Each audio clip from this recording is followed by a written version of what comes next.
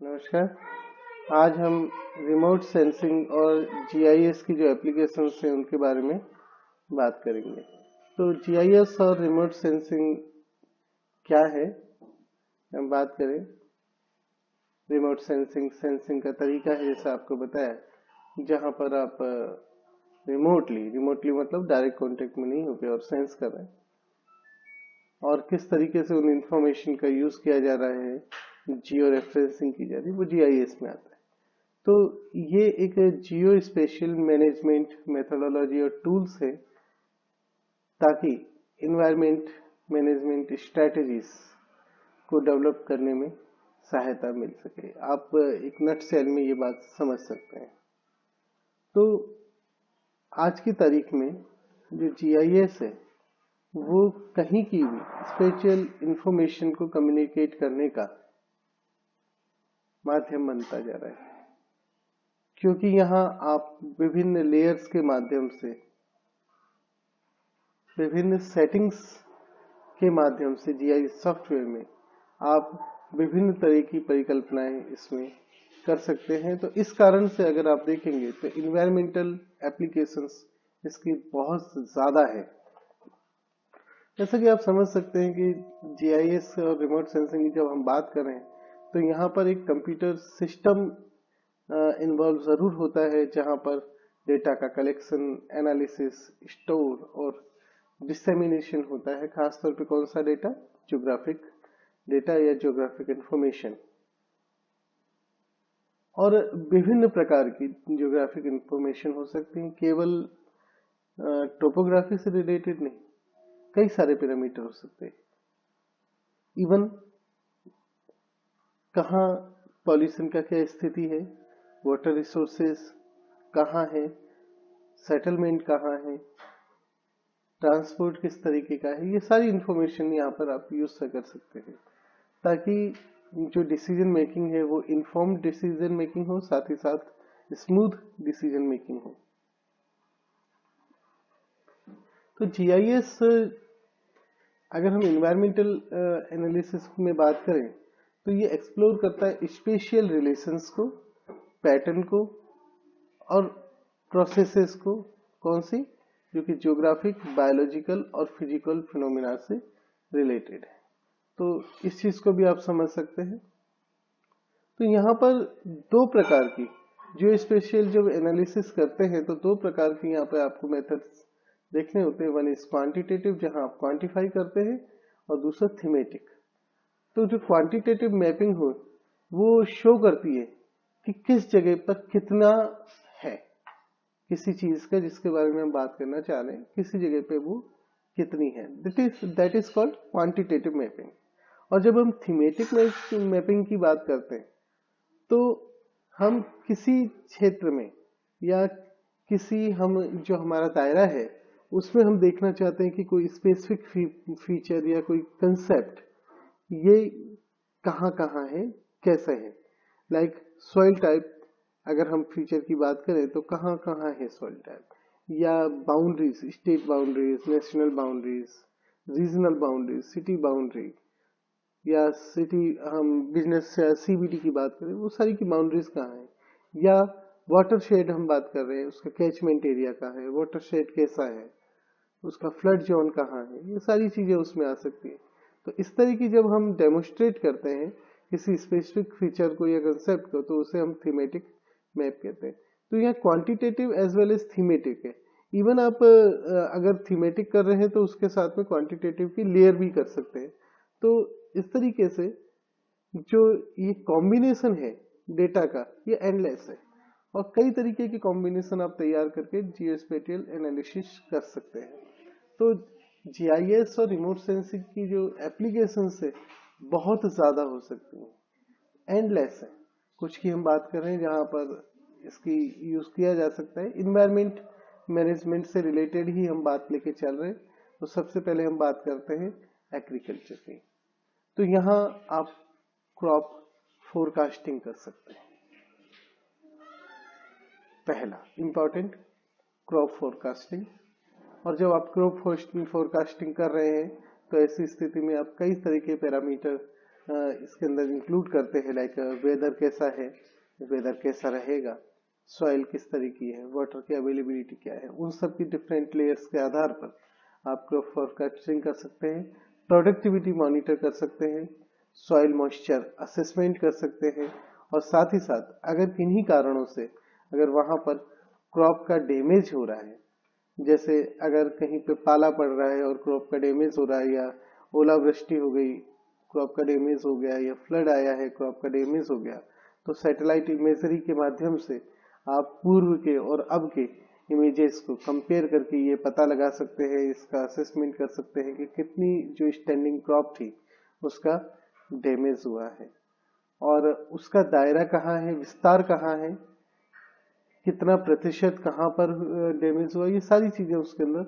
आ सकती है। तो क्रॉप डैमेज असेसमेंट भी किया जा सकता है।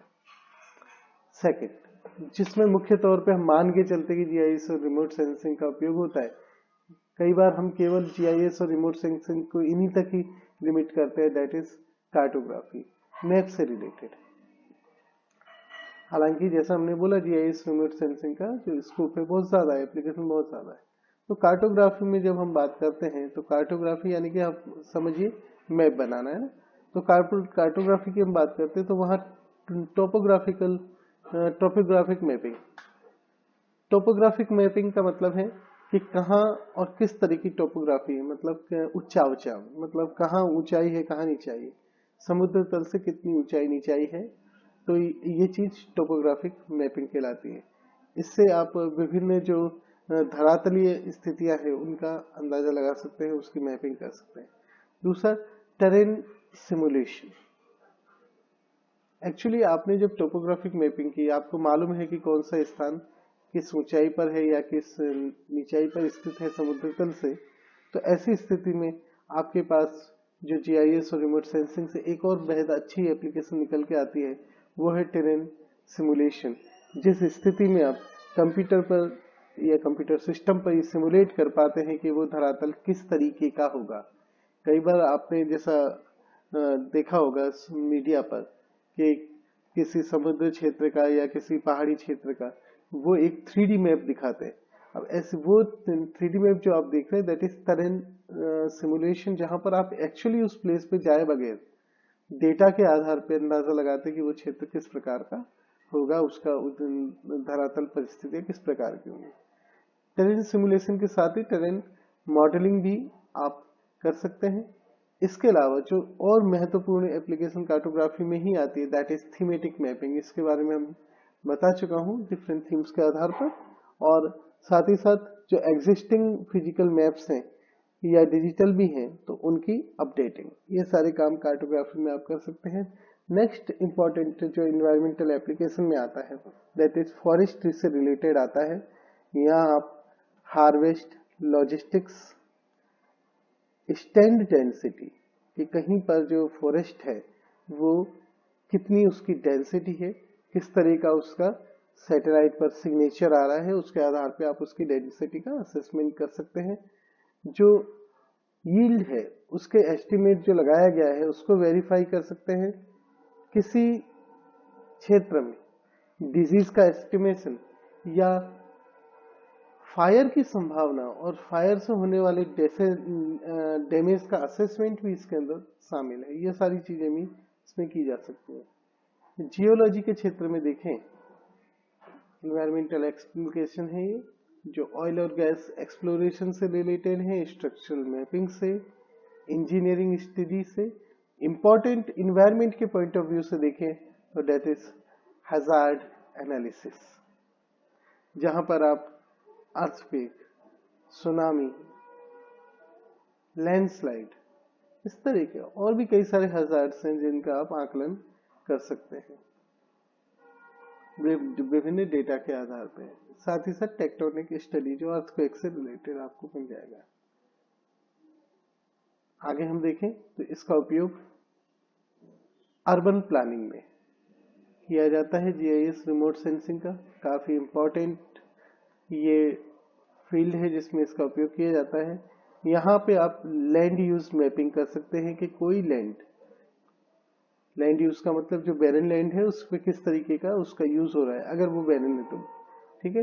वहां पर फॉरेस्ट है, वहां पर ह्यूमन सेटलमेंट है, क्या उसकी डेंसिटी है, क्या वहां पे एग्रीकल्चर हो रही थी या वहां से उसमें शिफ्ट हुआ है, लैंड यूज चेंज भी हो सकता है।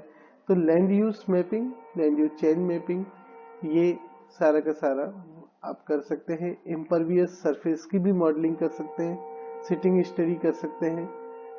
इम्पॉर्टेंट चीज, माइग्रेशन या दूसरी स्थितियों में आप डेमोग्राफिक जो चेंज आ रहा है उसका डिटेक्शन कर सकते हैं। खासतौर पे अगर हम माइग्रेशन का फिनोमिना बताना चाह रहे हैं, पुशफुल फैक्टर की बात करना चाह रहे हैं, तो वो चीज हम जीआईएस और रिमोट सेंसिंग के माध्यम से हम बता सकते हैं। कल्चरल चेंज डिटेक्शन भी इस आधार पे किया जा सकता है, ये भी एक एप्लीकेशन इसकी हो सकती है। वाटर और एनवायरनमेंट के क्षेत्र में देखें तो वेटलैंड्स की mapping, catchment area, flood zone, या आप अगर इरिगेशन में बात करेंगे तो वहां पे कमांड एरिया, उन सब की मैपिंग कर सकते हैं। डिफरेंट एनिमल्स के लिए या डिफरेंट परिस्थितियों में आप हैबिटेट मैपिंग कर सकते हैं। पॉल्यूशन की मॉनिटरिंग के लिए बहुत इंपॉर्टेंट टूल बन जाता है जीआईएस। रिसोर्स असेसमेंट भी आप इससे कर सकते हैं। साथ ही साथ हाइड्रोलॉजिकल स्टडीज और कोस्टल स्टडीज में भी जीआईएस और रिमोट सेंसिंग का काफी इंपॉर्टेंट एप्लीकेशन होता है। तो अगर हम देखें ओवरऑल किन फील्ड्स में हम इसका बहुत ज्यादा उपयोग करते हैं, तो हम बात करें तो सर्वाधिक इसका उपयोग अगर आप देखेंगे तो वो मिलेगा आपको इन्वायरमेंटल इम्पैक्ट असेसमेंट में।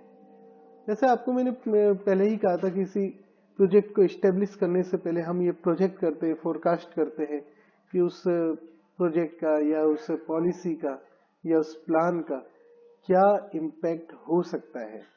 तो ऐसी स्थिति में हमें यहाँ पर काफी सारा डेटा इंटेंसिव ये वर्क होता है, विभिन्न प्रकार का हमें डेटा आवश्यक होता है, और उस डेटा को हम जीआईएस और रिमोट सेंसिंग की मदद से, खासतौर पे अगर वो जियो स्पेटियल डेटा है, जो कि spatial as well as temporal भी, क्योंकि यहाँ पे आपको पूरे प्रोजेक्ट प्लान में देखना है, तो न केवल स्पेटियल आप देख रहे हैं बल्कि टेम्पोरल फ्रेम में भी उससे देख रहे हैं।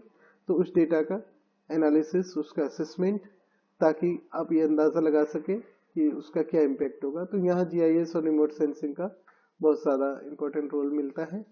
जब आप रिस्क और हजार्ड असेसमेंट की बात करते हैं, देखिए आप याद रखिए कि डिजास्टर किसी अनहोनी होने के बाद, जैसे अगर अर्थक्वेक आ गया तो वो फिर अर्थक्वेक डिजास्टर कहलाएगा, लेकिन उससे पहले अगर वो संभावित है, खतरे के रूप में है, तो वो रिस्क कहलाएगा। अगर वो खतरा की संभावना काफी ज्यादा है तो वो हजार्ड की स्थिति में आएगा। तो रिस्क एंड हजार्ड असेसमेंट में लैंडस्लाइड की जॉइनिंग, की कहाँ लैंडस्लाइड हो सकती है, इसमें कई सारे फैक्टर इंपॉर्टेंट होते हैं कि कितना स्लोप है वहां पर, सॉइल किस तरीके की है, डेंसिटी कैसी है वहां की, वोल्केनिक हजार्ड, अर्थक्वेक हजार्ड, ये सारी चीजें। तो हजार्ड संभावित खतरा है जो हो सकता है। अगर वो खतरा सही साबित होता है, डिजास्टर हो जाता है, तो ऐसी स्थिति में डिजास्टर मैनेजमेंट में जीआईएस और रिमोट सेंसिंग का बहुत इंपॉर्टेंट रोल आता है। इसमें मॉनिटरिंग, एस्टिमेशन ऑफ डैमेज, ये सारी चीजें शामिल होती हैं। डिटर्मिनेशन ऑफ लैंड कवर, कितना लैंड कवर है और उसका किस प्रकार का लैंड यूज है, इसके लिए भी जीआईएस रिमोट सेंसिंग का काफी ज्यादा यूज किया जाता है। अभी आपको जैसे मैंने बताया कि अर्बन प्लानिंग या सिविक प्लानिंग में ट्रांसपोर्ट, हेल्थ, सस्टेनेबिलिटी से रिलेटेड जो भी प्लानिंग है उसके अंदर इसका उपयोग काफी ज्यादा किया जाता है। नेचुरल रिसोर्सेज की मॉनिटरिंग और मैनेजमेंट में, लाइक ड्रॉट मैनेजमेंट हो गया, डेजर्टिफिकेशन का असेसमेंट हो गया, land management, forest management, mountain management, water, soil management आदि के अंदर इसका काफी ज्यादा यूज किया जाता है। रिसोर्सेज लाइक सॉइल और वेटलैंड की मैपिंग के अंदर भी इसका काफी ज्यादा यूज किया जाता है। तो ये सारे एप्लीकेशंस थे जो जीआईएस और रिमोट सेंसिंग के यूज से किए जाते हैं। प्रत्येक एप्लीकेशन अपने आप में बहुत विस्तृत है, आवश्यकता के अनुरूप हम विभिन्न एप्लीकेशन की डिटेल में बात करेंगे। EIA के बारे में हम ऑलरेडी बात कर चुके हैं। धन्यवाद।